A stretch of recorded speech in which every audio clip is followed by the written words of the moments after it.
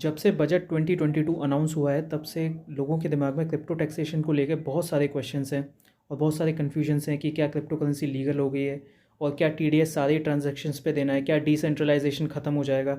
तो इस वीडियो में हम उनमें से कुछ क्वेश्चंस का आंसर करने का कोशिश करेंगे। So let's just begin. First question कि क्या क्रिप्टो इन्वेस्टमेंट पे टैक्स देना पड़ेगा।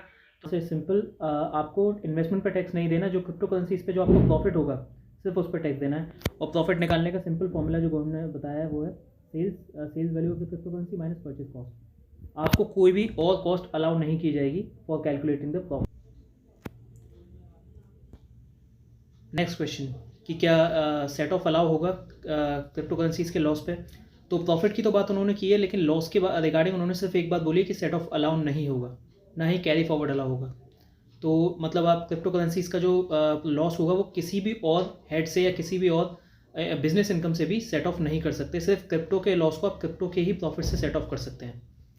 ये क्लियरली उन्होंने प्रेस कॉन्फ्रेंस में बोल दिया था आफ्टर द बजट स्पीच। सो एक एग्जाम्पल लेके देखते हैं। योगी ने एक क्रिप्टो एसेट बाय किया for 10,000 rupees on 15th of January 2022 और उन्होंने 1,000 रुपये का एक्सचेंज फीस पे किया। फिर उन्होंने ये बेच दिया फॉर 20,000 रुपीज़ ऑन 2 अप्रैल 2022 और 1,200 रुपीज़ का उन्होंने एक्सचेंज फीस पे किया। उनका कोई और बिजनेस भी है जिसमें उन्हें 5 लाख रुपीज़ का प्रॉफिट हुआ। सो ये बात है, ये हम बात करें फाइनेंशियल ईयर 2022 टू 2023, क्योंकि ये जो प्रोविजंस है ये इफेक्टिव होंगे 1 अप्रैल 2022 से, right. So let's take a look. Crypto profit आपका हुआ 20,000 माइनस 10,000 इक्वल्स टू 10,000। सो इस पर tax simple 30% into 10,000 which comes 3,000।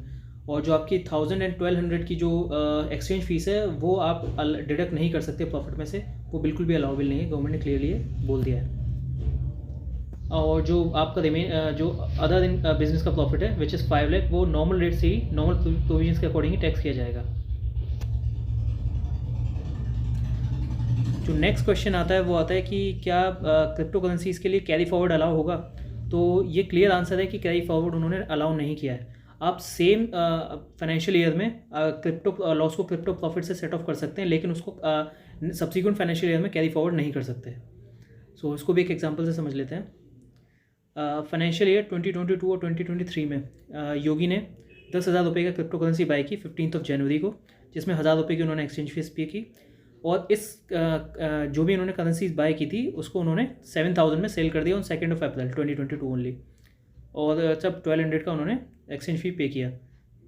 फिर से उन्होंने इसी फाइनेंशियल ईयर में 30 जून को 12,000 रुपीज़ का फिर से क्रिप्टो बाय किया और इसको सेल किया 14,000 में ऑन 22 ऑफ जुलाई। उनका कोई और अदर बिजनेस भी चलता है जिसमें उनको लॉस हुआ 2 लाख रुपीज़ का। Subsequent financial year which is 2023 to 2024 उन्होंने फिर से क्रिप्टो बाय किया on 15th of April for 20,000 rupees और उसको सेल कर दिया 25,000 में ऑन 12th ऑफ जुलाई। और इन्होंने एक्सचेंज फीस पे की 1,500। अदर बिजनेस इनकम में उनको प्रॉफिट हुआ 7 लाख का। कि इसका ट्रीटमेंट कैसे किया जाएगा। सो फाइनेंशियल ईयर 2022 टू 2023, इसमें जो आपका फर्स्ट क्रिप्टो ट्रांजैक्शन पे प्रॉफिट होगा वो फर्स्ट क्रिप्टो ट्रांजैक्शन में जो आपका लॉस होगा वो होगा 10,000 माइनस 7 विच इज़ 3,000। फिर जो नेक्स्ट क्रिप्टो ट्रांजैक्शन पे आपका जो प्रॉफिट होगा वो होगा 14,000 माइनस 12,000 विच इज़ 2,000। अब आप जो ये लॉस हुआ है आपके फर्स्ट क्रिप्टो ट्रांजैक्शन पे, इसको आप इस प्रॉफिट से सेट ऑफ कर सकते हैं। मतलब जो 3,000 का लॉस है आपको 2,000 के प्रॉफिट से सेट ऑफ कर सकते हैं। तो आपका जो नेट लॉस होगा इस फाइनेंशियल ईयर में वो होगा 1,000। अब ये जो लॉस है ये आप आगे कैरी फॉरवर्ड नहीं कर सकते, ये लॉस यहीं पे लैप्स हो जाएगा। अब जो आपका नॉर्मल बिजनेस इनकम था योगी का, उसमें 2 लाख का जो लॉस हुआ था उनको, ये आगे कैरी फॉरवर्ड वो कर सकते हैं। तो देखते हैं सब्सिक्वेंट फाइनेंशियल ईयर में इसको कैसे ट्रीट किया जाएगा।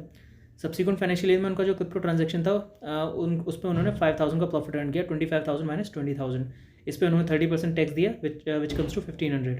अब यहाँ पे एज वी कैन सी कि ये जो 1,000 रुपीज़ का लॉस था प्रीवियस फाइनेंशियल ईयर में विच इज़ 2022 2023, ये इसको कैरी फॉरवर्ड नहीं कर पाए। लेकिन जो अदर बिजनेस इनकम है 7 लाख का, उसमें से ये जो अदर बिजनेस इनकम का लॉस था प्रीवियस ईयर का, वो सेट ऑफ अलाउ किया जाएगा। We are assuming that other conditions are satisfied. So तो जो अदर बिजनेस इनकम का इनका जो नेट प्रॉफिट होता है वो होता है 7 lakh minus 2 lakh which comes to 5 lakh. तो ये नॉर्मल रूल से टैक्स किया जाएगा। तो यहाँ पे इनका जो अदर बिजनेस इनकम का लॉस है वो अलाउ कर दिया कैरी फॉरवर्ड करने के लिए, बट जो क्रिप्टो का जो लॉस है वो बिल्कुल भी अलाउ नहीं किया जाएगा। तो ना क्वेश्चन इसका फिर होगा क्या, तो इसके ऊपर अभी गवर्नमेंट ने कोई भी गाइडलाइन नहीं दी है। वैसे अभी रूल्स आना बाकी हैं, नेक्स्ट 1 to 1.5 मंथ्स में रूल्स आ जाएंगे, then will get a clarity कि इन सब चीज़ों पे कि क्या होना है। तब तक तो ये क्लियर इंटेंट है कि वो लोग अलाउ नहीं करने वाले। नेक्स्ट क्वेश्चन कि क्या बिटकॉइन के गिफ्ट को भी टैक्स किया जाएगा, और किसको टैक्स किया जाएगा, गिफ्ट देने वाले को या रिसीव करने वाले को। तो आंसर सिंपल, रिसीव करने वाले को टैक्स किया जाएगा, देने वाले की कोई लायबिलिटी नहीं होगी। बट अभी भी इसमें क्लैरिटी नहीं है कि क्या जो इनहेरिटेड क्रिप्टो होगी उस पर भी ये प्रोविजन अप्लाई होगा। तो आई मीन ये रूल्स आने के बाद ही पता लगेगा कि क्या इनहेरिटेड क्रिप्टो, क्योंकि वो भी एक तरीके का गिफ्ट ट्रांजैक्शन ही माना जाता है, बिकॉज इट्स विदाउट कंसिडरेशन। सो अभी इसके ऊपर कोई क्लैरिटी नहीं है। Now come the TDS provision. जैसा कि फाइनेंस मिनिस्टर ने बोला कि जो भी क्रिप्टो ट्रांजैक्शन होगा उस पर 1% का TDS दिया जाएगा। तो कौन से ट्रांजैक्शन कवर होंगे, तो रूल्स के अकॉर्डिंग उन्होंने बोला सारे के सारे ट्रांजैक्शन कवर होंगे। तो let's just take an example. Suppose there is an exchange और एक पर्सन है अखिल, दूसरे पर्सन है योगी। तो लेट्स जस्ट सपोज कि अखिल योगी को कुछ बिटकॉइन या इथेरियम सेल करना चाहते हैं, तो उन्होंने एक्सचेंज के थ्रू 10,000 की वर्थ का क्रिप्टो करेंसी योगी को सेल किया। योगी ने इसका पेमेंट भी एक्सचेंज के थ्रू ही किया, 10,000 रुपीज़। एक्सचेंज ने क्या किया, इस पर 1% TDS which comes to 100 rupees वो डिडक्ट करके बैलेंस पेमेंट अखिल को कर दिया।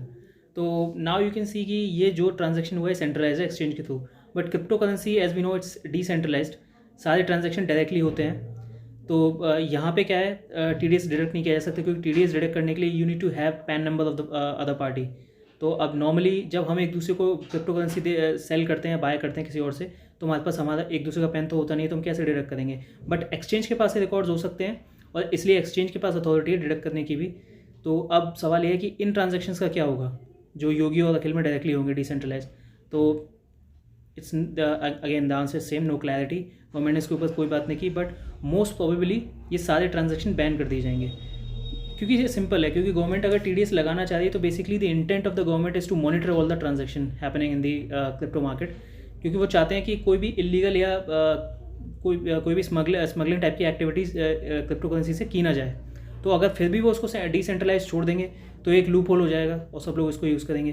तो मोस्ट प्रोबेबली ये डिसेंट्रलाइज ट्रांजैक्शन या जो भी डायरेक्ट ट्रांजैक्शन है वो सब खत्म हो जाएंगे, सारे ट्रांजैक्शन एक्सचेंज के थ्रू ही किए जाएंगे। नेक्स्ट क्वेश्चन, क्या क्रिप्टो करेंसी लीगल है? Answer is no, because there is no law which backs the crypto currency. कोई भी चीज़ को लीगल होने के लिए उसका स्टैट्यूटरी या कॉन्स्टिट्यूशनल अथॉरिटी होना ज़रूरी है। तो क्योंकि क्रिप्टो करेंसी पे सिर्फ इन टैक्सेशन प्रोविजंस लाए गए हैं, और टैक्स लगाना किसी चीज़ को लीगलाइज नहीं करता। टैक्स सिर्फ गवर्नमेंट अपना एक रेवेन्यू लेती है उस ट्रांजैक्शन से, बट इट डजंट मीन कि वो चीज़ लीगल है। तो अभी जो करंट स्टेटस है क्रिप्टो करेंसी का, it's still unregulated. So as we know, there's always some goods and bads, so just have a look. So सबसे अच्छी बात जो है कि क्रिप्टो करेंसी को फाइनली गवर्नमेंट ने रिकॉग्नाइज कर लिया। इससे होगा क्या, जो crypto currency related technology like blockchain technology, उन पे रिसर्च काफ़ी अच्छा होगा। और आई मीन बाकी कंट्रीज़ में जैसे रिसर्च होता है, इंडिया में भी इस रिसर्च को और ज़्यादा ग्रोथ मिलेगी।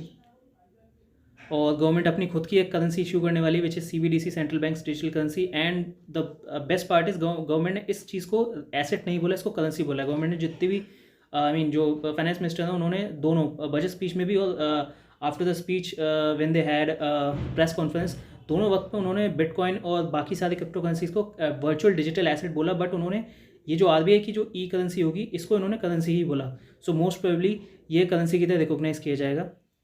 और I mean the question is की whether it will be decentralise और सेंट्रलाइज। तो I mean in my opinion it will be centralise only, क्योंकि फिर वो पर्पस डिफीट हो जाएगा ना TDS का। बैड्स में सबसे बड़ा तो यही है कि इस पर टैक्स बहुत ज़्यादा लग रहा है। आई मीन तो इंटेंट लगता है गवर्नमेंट का कि यार कि शायद ये पब्लिक को इससे शिफ्ट करना चाहते हैं। सेकंड, गवर्नमेंट ने प्रॉफिट के बारे में तो बोला है कि हम इस पर टैक्स लेंगे, लॉस के बारे में कुछ नहीं बोला कि इस लॉस का एक्चुअली में होगा क्या। अगर आप इसको कैरी फॉरवर्ड नहीं कर रहे तो उस लॉस का आखिर आप करेंगे क्या? There is no clarity on that.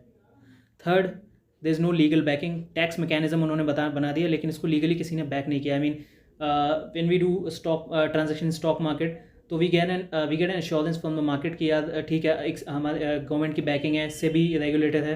तो अगर कोई शेयर बेच रहा है तो उसे पता है that he'll get the money, और कोई शेयर बाय कर रहा है और अपने पैसे दे रहा है तो उसके पास श्योरिटी है that he will get the delivery of the shares. But यहाँ पे अभी भी कोई लीगल बैकिंग नहीं है, तो वो इशू सेम का सेम ही था कि आखिर इसका होगा क्या। तो जो एक बड़ा क्वेश्चन आता है कि आखिर गवर्नमेंट ने ऐसा किया क्यों, क्या इंटेंट है इसके पीछे। तो इसके पीछे काफ़ी सारे रीजंस हो सकते हैं गवर्नमेंट के, तो let's just analyse those reasons and just connect the dots. First reason in my opinion कि जो क्रिप्टो करेंसीज स्पेशली बिटकॉइन से जो स्मगलिंग और इलीगल एक्टिविटीज़ होती थी वो गवर्नमेंट इग्नोर नहीं कर सकती, उनको कर्व करना भी ज़रूरी है। तो ये रीज़न भी हो सकता है। सेकंड, जो फाइनेंस मिनिस्टर ने बोला भी प्रेस कॉन्फ्रेंस में कि जो इंडियन क्रिप्टो इंडस्ट्री का जो साइज़ है वहाँ पे 15 million to 20 million crypto investors हैं जिनका टोटल होल्डिंग्स 400 बिलियन रुपीज़ है। I mean it's a big amount. तो इसको government as such wash out नहीं कर सकती मार्केट से, क्योंकि अगर वो कोई एक्सट्रीम एक्शन लेती तो इस सारा का सारा पैसा वॉश आउट हो जाता। लोगों का नुकसान तो होता ही, गवर्नमेंट एक बहुत अच्छा रेवेन्यू का सोर्स खो देती। तो वो ऐसा भी नहीं कर सकते थे। सेकंड, गवर्नमेंट ने अपनी खुद की क्रिप्टो करेंसी इशू करने का डिसाइड किया है, तो maybe they want to promote the crypto Indian digital currency, तो इसीलिए उन्होंने दूसरी करेंसीज पे इतना ज़्यादा टैक्स लगा दिया है।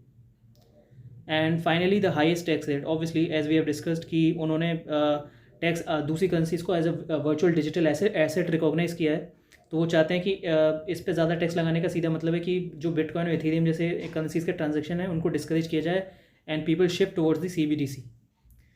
तो अगर इन तीनों रीजंस को एक साथ कंसिडर करें तो हमारे पास यही सेम रीजंस आते हैं कि यार गवर्नमेंट CBDC की तरफ लोगों को शिफ्ट करना चाहती है from the other currencies. And जब तक ये नहीं होता तब तक एटलीस्ट गवर्नमेंट को एक अच्छा खासा रेवेन्यू तो मिलता ही रहेगा। ये सिमिलर है टोबैको प्रोडक्ट से। I mean if you look at the tobacco taxation, तो यू कैन से कि यार टोबैको प्रोडक्ट्स को गवर्नमेंट ने बैन नहीं किया है, ना ही इलीगल डिक्लेयर किया है कर देते हैं, क्योंकि गवर्नमेंट को पता है कि अगर वो उसको इलीगल या बैन डिक्लेयर कर देते हैं, बैन कर देते हैं, तो उसकी ब्लैक मार्केटिंग शुरू हो जाएगी, क्योंकि जो टोबैको एडिक्ट है वो तो उसे खरीदा ही खरीदेंगे। तो लेकिन गवर्नमेंट अपना रेवेन्यू लॉस कर देगी। तो इसलिए वो क्या करते हैं कि इसको डिसइंसेंटिवाइज करने के लिए इस पर टैक्स इंक्रीज कर देते हैं, लाइक GST। गवर्नमेंट का इंटेंट ये होता है कि वो लोगों को डिस्करेज करना चाहते हैं फ्रॉम यूजिंग टोबैको प्रोडक्ट्स। वो चाहते हैं लोग इनको यूज़ ना करें, बट जो लोग यूज़ करें एटलीस्ट गवर्नमेंट उनसे रेवेन्यू तो अर्न करे। तो may be this could be intent with the crypto currency is well, कि वो चाहते हैं कि लोग क्रिप्टो का जो ट्रेडिशनल क्रिप्टो करेंसीज हैं लाइक बिटकॉइन इथेरियम, इनसे शिफ्ट होकर CBDC की तरफ आ जाएं। बट स्टिल अगर जो लोग नहीं आ पा रहे हैं एटलीस्ट और जो बिटकॉइन और इथेरियम में ट्रेड कर रहे हैं एटलीस्ट उनसे गवर्नमेंट कुछ रेवेन्यू तो अर्न कर पाए। तो in my opinion this can be the reason why the government has come up with these kind of provisions. So if anybody has any other reason, you may share that in the comment box. So thank you.